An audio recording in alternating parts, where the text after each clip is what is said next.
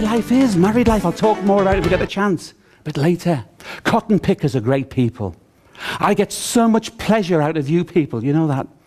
I really do. Sometimes I'm invited to give a lunchtime talk at a hospital. And I love it because at 1:09, when I start at 1, I announce to the audience, and I say words to the effect of, in 1 minute from now, a number of bleepers are going to go off. And this is because these people have told their secretary, bleep me at 1:10, and if the speaker comes on, he's come out. I get so much pleasure watching people trying to turn their bleepers off. You people make my day. But I see cotton pickers. You see cotton pickers. Are you all right? You give her a drink of water, that lady. Sure. Cotton pickers are your patients who do this. They start looking for a piece of cotton.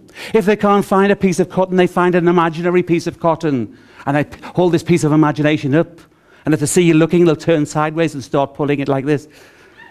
And they're telling you, doctor, nurse, pharmacist, I'm not totally convinced about what it is you're saying to me. Now, what you do about it is up to you. Because eventually they're going to roll this little bit up there and drop it on the floor and rub it in as if to say, clever clog, see if you can find that.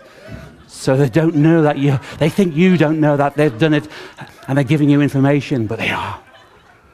Now, have I confused you yet? This is great. If you get the opportunity, have a look around Birmingham. Brilliant shops. Absolutely brilliant shops. There were people there who were modern artful dodgers. Modern artful dodgers because they go into a shop and actually come out of the shop with more money than they went in with. And they do this by confusing people. Now, even though I'm talking about it, even though I'm telling you I'm going to do it, I'm going to do it to you now. So I want you to listen very carefully to what I have to say. A man goes into a shop, a shoe shop, and he says, I'd like a pair of shoes. The man says, certainly, sir. What sort of shoes would you like? He says, I quite like them on the shoe. He says, what size are you, sir? He says, I'm a size 10. He says, well, that's coincidental. These are size 10. Would you like to try them on? He says, I'd love to, thank you. He says, how much are they? He says, they're £12. He says, if I leave these on, would you put the other ones in your bag and I'll take them with me? He says, of course I would, sir. He says, I think I'll have them. He goes to his pocket and takes a £20 note.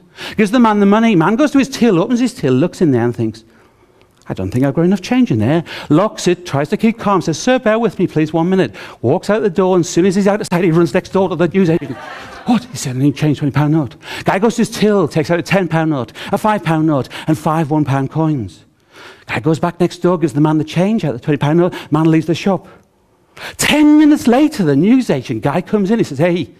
He says, what? He says, you diddled me. He says, what do you mean, diddled you? He says, you've given me a forged... Oh, no! He says, I knew that guy was too easy to please. It's down to me. He goes to his till, he takes out a £10 note and 2 £5 notes. Now, I know it's a Friday evening. I know you're very worn. So forget about the wholesale cost of the shoes. But I'm going to go through it again. At the end of it, I'm going to be asking you how much money the shoe shop owner has lost. A man goes into a shop, a shoe shop, says, I want a pair of shoes. He says, £12. He says, £10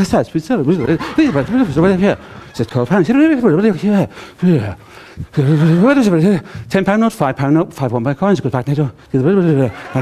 Oh no, fortune! Oh, down to me. Goes to his till, takes out a £10 note, 2 £5 notes. Forget about the wholesale cost of shoes. How much money has the shoe shop owner lost? So, 28?